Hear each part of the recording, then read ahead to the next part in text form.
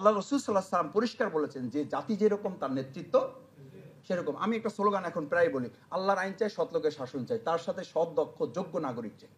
কারণ যে নাগরিক যতক্ষণ সৎ না হবে সেই নাগরিকের ততক্ষণ সৎ শাসক। তাহলে আপনি আমাকে বলেন যে আগে সৎ শাসক হবে না সৎ নাগরিক হবে? তাহলে আপনি বলেন আগে ওমরের শাসক নাকি ওমরের আগে নাগরিক? আগে রসুল সাল্লাহ সাল্লাম সোনার মদিনা, আগে রসুলের সোনার মানুষ? তাহলে আপনি ডিজাইনটা চেঞ্জ করছেন না কেন? আগে নিজের সিদ্ধান্ত নিচ্ছি না কেন? আপনি ওই ভাইব্রেট গ্রুপ, প্রেশার গ্রুপ যাই বলেন, আলহামদুলিল্লাহ বিগত 15 বছরের এই ঐতিহাসিক পরিবর্তনের কিছু ভাইদের সিদ্ধান্তই বাংলাদেশের এই পরিবর্তনটা জুলাই আগস্টে আল্লাহ জাস্ট একটা সামারি রেজাল্ট দিয়েছেন মাত্র। এটা বিগত 15 বছরের ধারাবাহিকতা, আপনাদের নির্যাতন, নিপীড়ন, ডেডিকেশন, স্যাক্রিফাইস, কোরবানির একটা রেজাল্ট মাত্র। আসসালামু আলাইকুম ওয়া রাহমাতুল্লাহি ওয়া বারাকাতুহু। আমরা যে জামানায় এখন বাস করছি, এই জামানায় 3টি জিনিসের নিশ্চয়তা দিতে পারলে আল্লাহ রসুল সাল্লাহ সাল্লাম তাকে জান্নাতের নিশ্চয়তা দিবেন। আব্দুল জলিল ভাই যখন আহ্বান করেছেন যে একবারে কষ্ট পেয়েছেন এরকম যারা কথা বলতে চান, নবী রসুল করিম সাল্লাহ সাল্লাম বলেন যে তুমি 2 পায়ের মাঝখানের হেফাজতের দায়িত্ব নাও, 2 ঠোঁটের মাঝখানের হেফাজতের দায়িত্ব নাও। এখন কোনো মুফাসসির এবং সালফে সালিহিনগণ বলেন যে 2 চোখের পাপড়ির মাঝখানের হেফাজতের দায়িত্ব নাও। এবং ইমাম আবু হানিফা রাহিমাহুল্লাহর কথা আপনারা অনেকেই জানেন যে 2 ঠোঁট এবং 2 পায়ের মাঝখানের হেফাজতের আগে স্টার্টটা করতে হবে আসলে 2 চোখের পাপড়ির মাঝখানটা দিয়ে। ওটা যদি হেফাজত থাকে তাহলে মুখ হেফাজত থাকে, মুখ যদি হেফাজত থাকে তাহলে পায়ের মাঝখানটা হেফাজত থাকে। স্টার্টটা পা থেকে না, স্টার্টটা হয় 2 চোখের পাপড়ি থেকে। এবং সেই জাহিলিয়াতের চ্যালেঞ্জ যখন আমরা মোকাবেলা করছি এই সময়ে, একটু পরেই আমাদের জুমা, এই জুমাকে সামনে রেখেই কিন্তু প্রিয়নবী মুহাম্মদুর রাসূলুল্লাহ সাল্লাল্লাহু আলাইহি ওয়াসাল্লাম খুতবা ছিল তার, এটা খাতবাহু কালিলুন সালাতুহু কাসীর। তোমাদের একটা জামানা আসবে যখন বক্তৃতা লম্বা হবে, নামাজ সংক্ষিপ্ত হয়ে যাবে। আমি মনে করি একটা বড় চ্যালেঞ্জের মধ্যে আমরা আছি। আপনারা আরও কথা বলতে পারলে ভালো হতো, আমরাও কথা বলতে পছন্দ করি, কিন্তু সময়টা হচ্ছে আমরা কথা শুনতে পছন্দ কম করি এবং কাজও আরও কম করতে পছন্দ করি।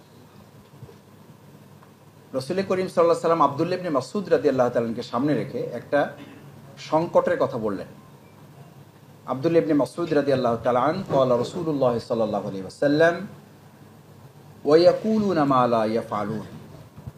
একটা সংকট, একটা ভয়াবহ ব্যাধি, একটা ভয়াবহ দুরারোগ্যতা তোমাদের মধ্যে তৈরি হবে যেটা মোকাবেলা করা কঠিন হবে, এবং সেটা আমার উম্মার মধ্যে হবে। এটা না ইহুদি, নাসারা, খ্রিস্টান, মুনাফিক তাদের মধ্যে হবে তা না, আমার উম্মার মধ্যে হবে। ওয়া ইয়াকুলুনা মা লা ইয়াফআলুন, তারা বলবে কিন্তু কাজ করবে না। ওয়া ইয়াফআলুনা মা লা ইউকমারুন, একেবারে যে কাজ করবে না তা না, তার পছন্দ মতো হইলে করবে, না হলে করবে না। এইটুকু যদি শেষ হতো হাদিস, তাহলে আমাদের জন্য চ্যালেঞ্জ ছিল না। চ্যালেঞ্জ হলো রাসূল করিম সাল্লাল্লাহু আলাইহি ওয়াসাল্লাম বললেন এই অবস্থা থেকে পরিত্রাণের জন্য যদি তোমাকে পৃথিবীর কেউ আহ্বান না করে। আমার শ্রদ্ধেয় ভাইজান খুব সুন্দর বলেছেন, কিন্তু আমিও এইটার পক্ষে যে আমাকে কেউ খোঁজ নেই। আল্লাহ তাআলা কিন্তু একটা বিষয় আমাদেরকে পরিষ্কার করেছেন সূরা আরাফের 172 নম্বর আয়াতে, যদি কেউ খোঁজ না নেয়, আমার কেউ যদি খোঁজ না নেয়, তাহলেও যেন কিয়ামতের দিন আমি আপনি বলতে না পারি, আমি যেন আব্দুল জলিল ভাইকে আসামি করতে না পারি, আমি যেন শফিকুল ইসলাম মাসুদকে আসামি করতে না পারি, আমি যেন ইঞ্জিনিয়ার আবুল বাশার ভাইকে আসামি করতে না পারি, মোখলেসুর রহমান ভাইকে যেন আসামি করতে না পারি। আল্লাহ তাআলা আমাকেই আসামি করে আগাম আয়াত নাজিল করে আমাকে সতর্ক করে দিয়েছে। ওয়া ইয আখাযা রাব্বুকা মিন বানি আদম মিন যুহুরিহিম যুররিয়াতাহুম ওয়া আশহাদাহুম আলা আনফুসিহিম আলাস্তু বিরাব্বিকুম ক্বালু বালা আন তাকুলা ইয়াওমাল কিয়ামাতি ইন্না কুন্না আন হাযা গাফিলিন। আপনারা জানেন যে জাপানের বিজ্ঞানীরা চ্যালেঞ্জ করেছিল যে আল্লাহ স্রষ্টা, জান্নাত, জাহান্নাম, বিশ্বাস, এই আলমে আরা, রুহের জগৎ, এই সমস্ত কিছুই ঠিক নাই।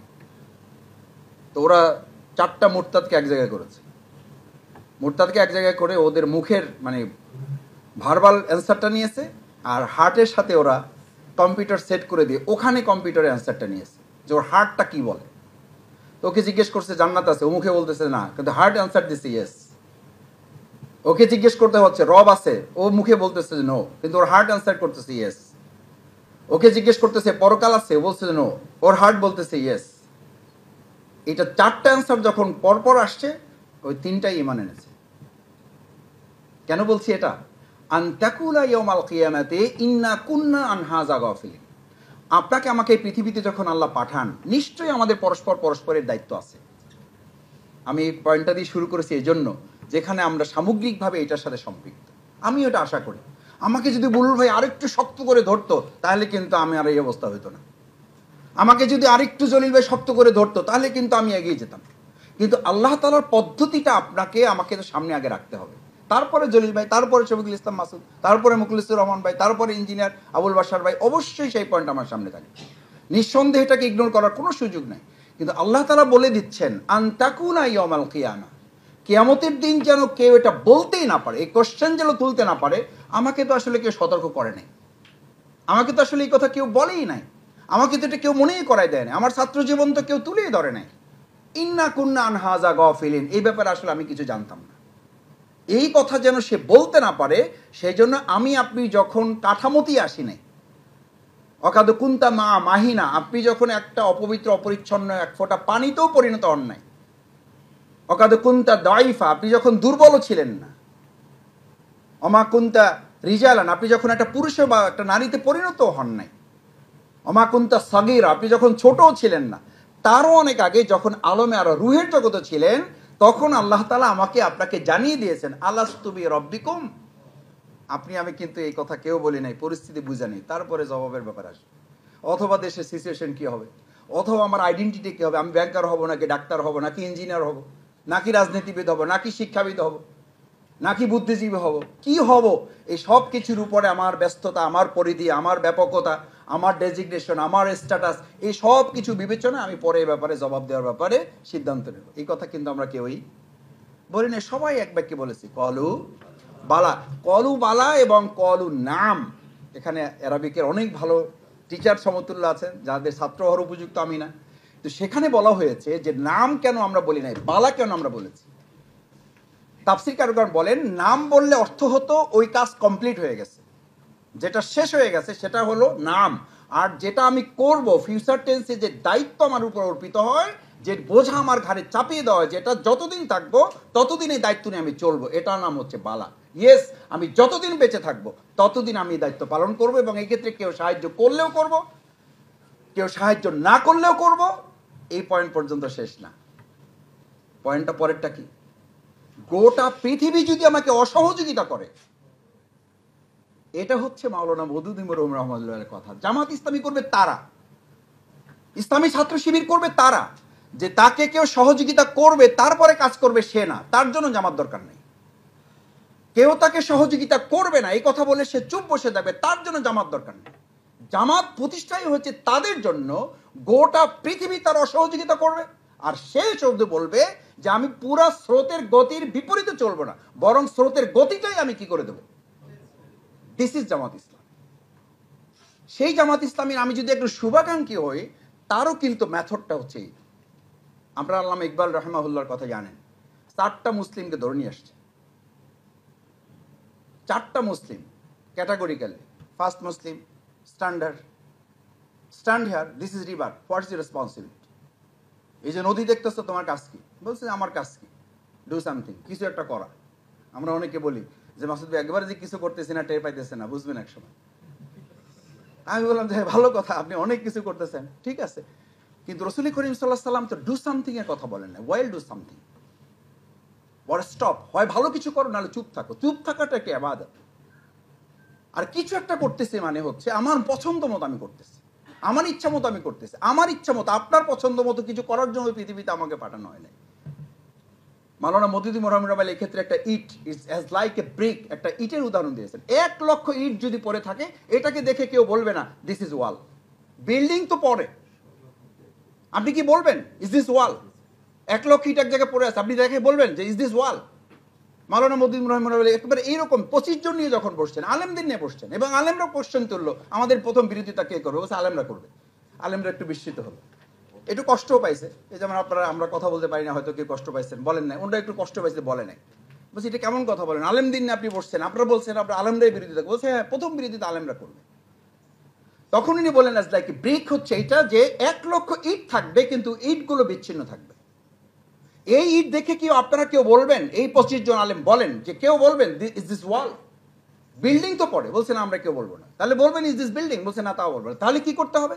এই ব্রিক যেগুলো ইটগুলো দেখেছেন এটাকে একটা সিস্টেমে আসতে হবে, অর্গানাইজড হতে হবে, তাকে ইঞ্জিনিয়ারের প্ল্যানটা তাকে মানতে হবে। এখন ব্রিক যদি বলে ভাই ইঞ্জিনিয়ার সাহেব শোনেন, দুঃখ বেদনা কষ্ট বহুত জমা আছে, আগে আমার কথা শুনতে হবে, তারপর আমার 4 তলায় দিবেন, 2 তলায় দিবেন, 3 তলায় দেবেন না, ফাউন্ডেশন দিবেন না, আগে আমাকে ভাঙে খোয়া বানাইয়া আবার কাজে লাগাবেন, ওই কোশ্চেন পর আগে আমার সাথে আলাপে আসেন, ন্যারেটিভটা বুঝেন আগে।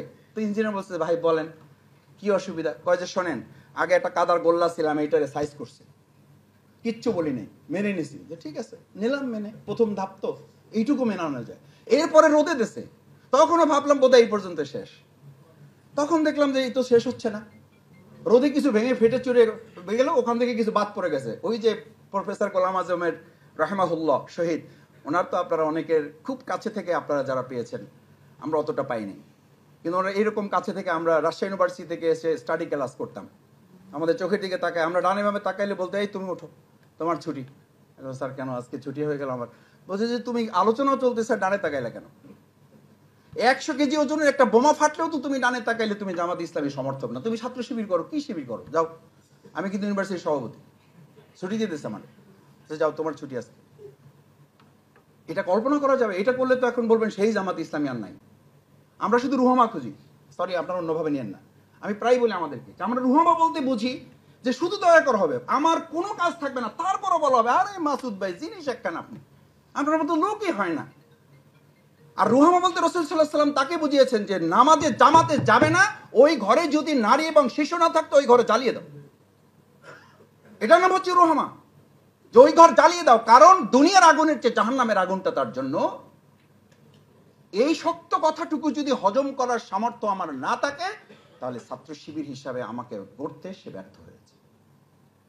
এই কথাটুকু আমাকে হজম করতে হবে। ইট যেমন হজম করেছে, ওই যে রোদে দিয়েছে, রোদে দেওয়ার পর সে তো এটা বলে না, ওই যে ইঞ্জিনিয়ারকে বলতেছে ভাই আমার কষ্ট আপনি বুঝবেন না, আমি কি জিনিস, আমার উপর দিয়ে কি কি গেছে, এই সব কথা শুনে যদি ইঞ্জিনিয়ার বলে ভাই কত সত্য বলেছেন, এবার বলেন আপনাকে কোথায় দেওয়া হবে?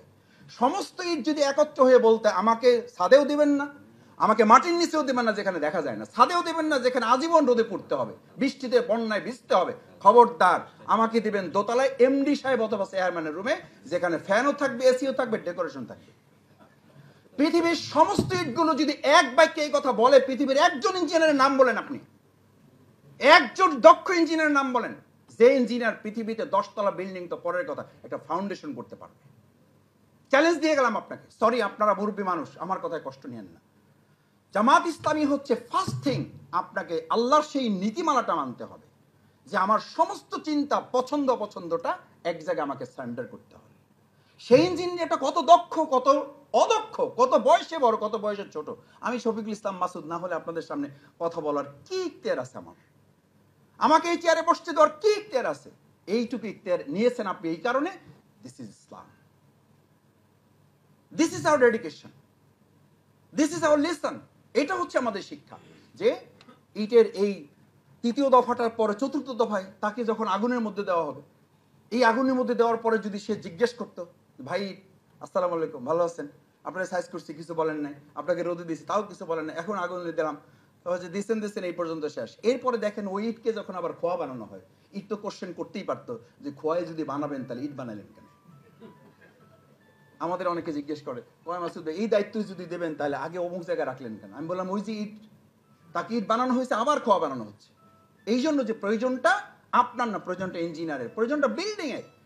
বিল্ডিং যদি আপনি কল্পনা করেন তাহলে আজকে ইসলামী আন্দোলনে একটা ইসলামী রাষ্ট্র কল্পনা করলেও এরকম কিছু ইট লাগবে, যে ইটকে মাওলানা মওদুদী মরহুম রহমাতুল্লাহ বলেছেন গোটা স্রোতের বিপরীতে আপনি চলবেন শুধু না, আপনার দক্ষতাটা শুধু অর্থনৈতিক জগতে যেমন থাকবে, আদর্শিক দিক থেকেও আপনাকে ওই মাপকাঠিতে যেতে পারলেই আপনি ভাইব্রেট গ্রুপ না, আপনি প্রেসার গ্রুপও তৈরি করতে পারবেন। আমি একটা কথা বিশ্বাস করি এবং বলার চেষ্টা করি, ভাই দেখেন আমাদের পৃথিবীতে চ্যালেঞ্জ কি ছিল? প্রথম ছিল আর্মস পাওয়ারের চ্যালেঞ্জ, ওটা শেষ হয়ে গেছে, ওই যুগে এখন আর নাই। ফাইন্যান্স চ্যালেঞ্জ ছিল, ওটা শেষ হয়ে গেছে। এরপর আসছে কালচারাল চ্যালেঞ্জ, ওটা শেষ হয়ে গেছে। আসছে মিডিয়া চ্যালেঞ্জ। এখন গোটা পৃথিবীতে যার কাছে মিডিয়া, সে গোটা পৃথিবী চালাচ্ছে, ওইটাও শেষ। আপনি যে জামানায় বাস করছেন, কোরআন হাদিস বলছে সেই জামানাটা হচ্ছে আর্ন পাওয়ার শেষ, ফাইন্যান্স পাওয়ার শেষ, কালচারাল পাওয়ার শেষ, মিডিয়া পাওয়ার শেষ। এই চারটা পাওয়ারকেই যে মেনটেন করবে সেটা হচ্ছে আইডিওলজিক্যাল পাওয়ার। যার আদর্শ থাকবে সে গোটা পৃথিবী লিড করবে। এটা সেই জামানা। এই জামানায় আপনি কে কত টাকা আছে, কে কত আপনার ফ্ল্যাট প্লট আছে, গাড়ি বাড়ি, ডেজিগনেশন, নাথিং। আপনি সিম্পল কল্পনা করেন যে একটা লঞ্চে উঠেছেন, লঞ্চটা ডুবতে শুরু করেছে। বলেন, বিবেকের কাছে প্রশ্ন করেন, চোখ বন্ধ 30 সেকেন্ড নিজের কাছে জিজ্ঞেস করেন, ওই ডুবন্ত লঞ্চে কে ভাববে আমার প্যান্টটা কোথায়, আমার মানি ব্যাগটা কোথায়, আমার আইফোনটা কোথায়, ছেলে মেয়ে কোথায়, সেটাই তো আপনি ভাবেন না। আমি তো ভাবি না। আমি লঞ্চে যাদের অভ্যাস আছে, অথবা প্লেনের কথা ভাবেন। প্লেনে আমি এই কিছুদিন আগে, শীত তো এখনো শুরুই হয় নাই, এক জায়গায় যাওয়ার পথে মানে একটু কুয়াশা, ফগটা বেশি ছিল, মানে এটুকু শুরু হয়েছে। আমার সাথে যারা আছে আমার ফ্যামিলির, দেখলাম যে তারা লা ইলাহা ইল্লাল্লাহ সুবহানাকা ইন্নী কুনতু বলতেছে। আমার যে পড়তে হবে এটা মনে করানোর দায়িত্ব তারা নেয় নাই। আমি যখন এটা একটু পরিস্থিতি শান্ত হয়েছে, আমি বললাম, তুমি যে পড়লা, আমার যে একটু পড়তে হবে, এটা কে বলছো? বলে যে আমার ওই হুশই ছিল না। আমি বললাম, তাদের কিয়ামত ঠিকই আছে, কিয়ামতে কেউ কারো দায়ভার নেবে না। আল্লামা ইকবাল প্রথম মুসলিমটাকে বলল, this is river, what's is responsibility? ও বললো, ডু সামথিং। ও বললো, go back, it's nonsense, what is your মুসলিম? তোমাকে কে মুসলিম পরিচয় দিয়েছে? কিসের মুসলিম তুমি? যাও, গো ব্যাক। সেকেন্ডটাকে নিয়ে আসছে, stand here and this is river, what's is responsibility? ওই তো একটু মানে মনে করছে আগেরটা যেহেতু পারে না, আমার একটু শক্ত ভালো লাগবে। ও বলছে যে, হুজুর আমি কিছু করবো এটা না, আমি স্রোতের সাথে চলবো না, আমি স্রোতের মাঝখানে দাঁড়ায় থাকবো। মনে করছি এতে হুজুর খুব খুশি হবে, আল্লামা ইকবালের একটা থ্যাঙ্কস দিবে। আমাদের এরকম কেউ কেউ আছে, ওর যে ভাই ছাত্র জীবনে বহু কিছু করছে, এখন জায়গা মতো আছি, আগায়ও না পিছাইও না, দাঁড়ায় আছে। মুসলমানের এক কথা, সকাল বিকাল দুই কথা বলি না। আগেও যা ছিলাম, এখনো তাই আছি, নড়াচড়ার মধ্যে নাই। এক কথার লোক তো, এক কথার লোক। আল্লামা ইকবাল বলল যে তুমি দাঁড়ায় থাকবে, মানে ফাইজলামি পেয়েছো? এই স্রোত তোমার দাঁড়ায় থাকতে দিবে? কিছুক্ষণ দাঁড়ায় থাকার পর স্রোতের সাথে লড়াই করতে করতে এক পর্যায়ে স্রোতের গতিতে চলবে, তুমিও স্রোতের সাথে আপোষ করতে বাধ্য হবে। বিগত 15 বছরে আমাদের এই তিক্ত অভিজ্ঞতা আছে, আপনাদেরও আছে। স্রোতের সাথে চলতে চলতে সে বারবার আমাদেরকে একটা কথা বলেছে, এই কথা শুনতে শুনতে 15 বছর। কি ভাই, পরিস্থিতির শিকার। কেন কিছু করতে পারছেন না? কেন নড়তে পারছেন না? কেন আদর্শ ধারণ করতে পারছেন না? পরিস্থিতির শিকার। আপনাকে আমাকে তো পৃথিবীতে পরিস্থিতির শিকারের জন্য পাঠানো হয় নাই, আমাকে আপনাকে পাঠানো হয়েছে পরিস্থিতিটাকে পরিবর্তন করার জন্য। আমি পরিস্থিতির শিকার এটা বললে তো হযরত ইউসুফ আলাইহিস সালাম পরিস্থিতির শিকার বললেন না কেন? বলেন, কেন বললো না? রাসূল করিম সাল্লাল্লাহু আলাইহি সাল্লামকে তো এই প্রস্তাবই দেওয়া হয়েছিল, ওয়াদ্দু লাউ তুদহিনু ফায়দুনুন, মুহাম্মদ তুমি তোমার দাওয়াতের মাত্রা কমাও, নির্যাতনের মাত্রা কমবে। আরে ভাই, কাফির মুশরিকরা যে প্রস্তাব মুহাম্মদ সাল্লাল্লাহু আলাইহি সাল্লামকে দিয়েছে, সেই প্রস্তাব আমরা নিজেরা নিজেদের জন্য গ্রহণ করছি। সরি ফর দ্যাট, আপনাদের জন্য বলছি, আমি আমার জন্য বলছি। আমি বহু পেশাজীবী অঙ্গনের ভাইদেরকে বলতে শুনেছি, কি হোয়াটসঅ্যাপেন পরিস্থিতির শিকার, বুঝলেন না মাসুদ ভাই, একটু হেকমার অবস্থায় আছে। দিস ইজ হেকমা। What is the definition of, what is the nature of হেকমা, what is the target of হেকমা? মানে কি, এটা কি হেকমা? হেকমা হচ্ছে আপনি কাজটা চালিয়ে যাওয়ার জন্য 1000 রাস্তা বন্ধ হয়ে গেছে, আপনি 1001তম রাস্তা তৈরি করে কাজটা চালিয়ে যাওয়ার নাম হেকমা। না, কাজ না করার জন্য। আমার ইউনিভার্সিটির টিচার ছিল, এখানে চিনবেন, আজিজুর রহমান সরকার, মাইনুল ভাই, মনে আছে আপনার পাশের বাসা? আজিজুর রহমান সরকার স্যার বলতেন, কাজ না করার জন্য তো কোনো কি দরকার নেই, কোনো হিকমত দরকার নেই ভাই। হিকমা কাজ করবো না আমি, এটার জন্য কোনো হিকমত দরকার আছে? হিকমা তো দরকার হচ্ছে কিসের জন্য? কাজ করার জন্য। আমি এখন এটা নাম দিয়েছি বৈজ্ঞানিক নাম, নতুন মডার্ন ইসলামিক নাম দিয়েছি, যে আমি আসলে কোনো কাজ করবো না, এটার নাম কি? এটার নাম দিয়েছি হিকমা। এটা তো কোনো হিকমা না। হিকমা, আল্লামা ইকবাল এটাকে বললেন যে তোমার হিকমা হচ্ছে এই স্রোতের গতিটাকে তুমি কন্ট্রোল করবা। তুমি এটা বলবা না তুমি পরিস্থিতির শিকার, কিন্তু তুমি তো দাঁড়িয়ে থাকা মানে তুমি পরিস্থিতির শিকার হবা। শুধু পরিস্থিতির শিকার হয় না, সম্মানিত ভাইয়েরা, আমাদের এমন এমন ভাইয়েরা পর্যায়ে পৌঁছে গেছেন যে আমি আল্লাহর রাস্তায় আপনাদেরকে মাপ চেয়ে বলছি, আমি আপনাদের কারো সন্তানের মতো, আমি আপনাদের কারো অনেকের ছোট ভাইয়ের মতো, বন্ধুর মতো এখানে কেউ নাই। ম্যাক্সিমাম আমার সব বড় ভাই। আমি আপনাকে বলছি, দেখেন, এমন ভাইয়েরাও এখন আছেন, খোঁজ নিয়ে যখন ফোন করি, তিনি তার আদর্শিক অবনতিটা এমন পর্যায়ে নিয়েছেন বলছেন যে মাসুদ ভাই আমি যে রাস্তায় হেঁটেছি এই রাস্তায় এমন রাস্তা, এই রাস্তায় শুধু যাওয়াই যায়, এই রাস্তায় ফেরার পথ নাই। আমি এমন জায়গায় পৌঁছে গেছি এখান থেকে আর পিছন ফেরার কোনো উপায় নেই। আমি বলতে পারবো না যে আমি কি কি করেছি। আমার পরিচয়টা এমন যে সেখান থেকে আমি আর ফিরতে পারবো না, আমি আপনাদের কাছে যেতে পারবো না, তাহলে আপনারা প্রশ্নবিদ্ধ হবেন। আমার অবস্থানটা এমন জায়গায় নিয়ে গেছি যে আপনারা এখন প্রশ্নবিদ্ধ হন, আপনাদের সাথে বসলে আপনাদের আন্দোলন প্রশ্নবিদ্ধ হবে। এটা খোঁজ নেওয়ার পরের কথা বলছি। আমার অনেক খোঁজ নিতে পারিনি, আব্দুল জলিল ভাই বলেছেন এই ব্যর্থতা আমাদের আছে। আমি নিজেও এটা বলি, আমরা কি ডাক্তার যে আমরা রুগীর খোঁজ খবর নিতে পারি না, আমরা নিজেরাই রুগী হয়ে বসেছি। এই ব্যর্থতা আমাদের আছে। নাম্বার 3 নাম্বার, মুসলিমকে ডাকা হলো, stand here, this is river, what is responsibility. এই মনে করছে যে স্রোতের সাথে চলতে থাকবে। আমি আলোচনা লম্বা করছি না, যদি জুমার দিন এটাকে বললো যে তুমি স্রোতের সাথে চলবা, মানে বলছি যে আমি স্রোতের সাথে, মানে ওই যে সবার সাথে মিল্লা জিল্লা থাকা আর কি।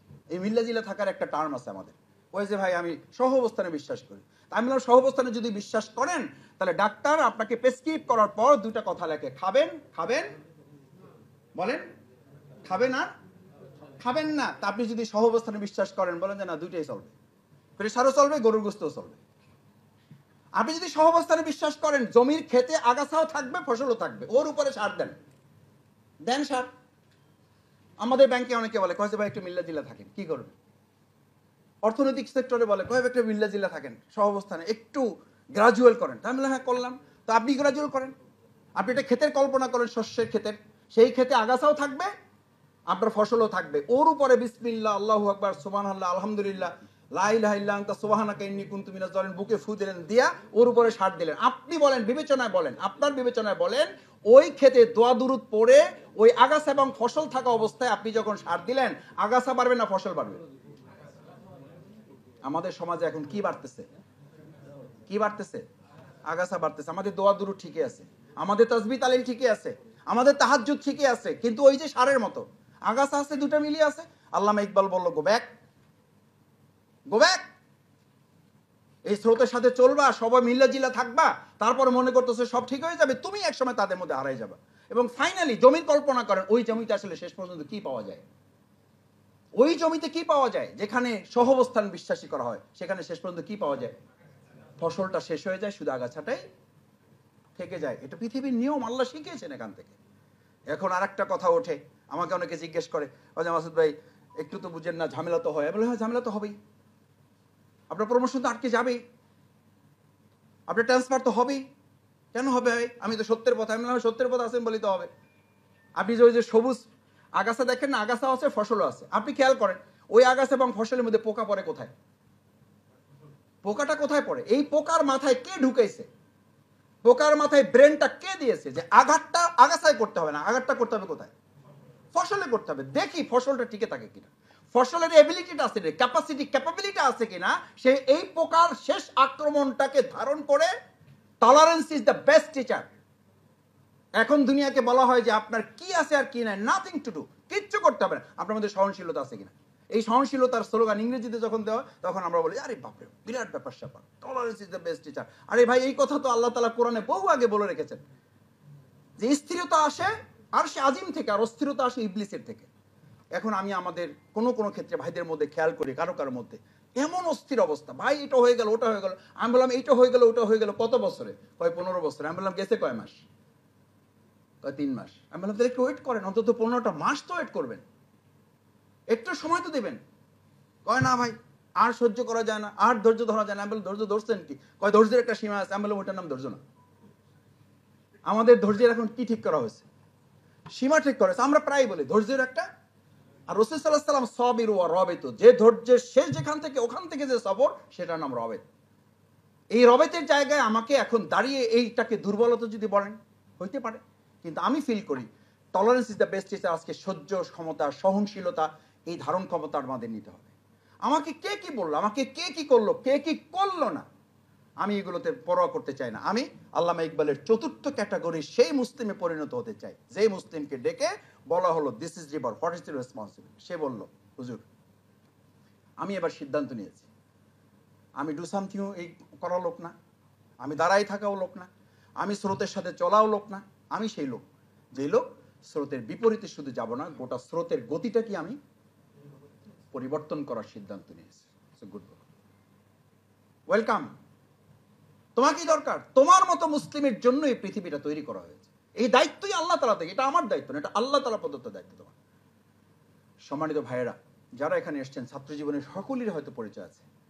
আমি ওই ভাইয়ের কথাটা, আমার খুব অনেকগুলো পয়েন্ট আমার কাছে ডাক্তার তাহের ভাই আমাদের প্রোগ্রামে প্রায় বলতেন, ছাত্র শিবির একদিন করছে না, ছাত্র শিবির করছে এরকম কোন ভাইয়ের সাথে একদিন জীবনযাপন করছে অথবা 1 ঘন্টা থেকেছে, ওই ভাইটাও আর ছাত্র শিবির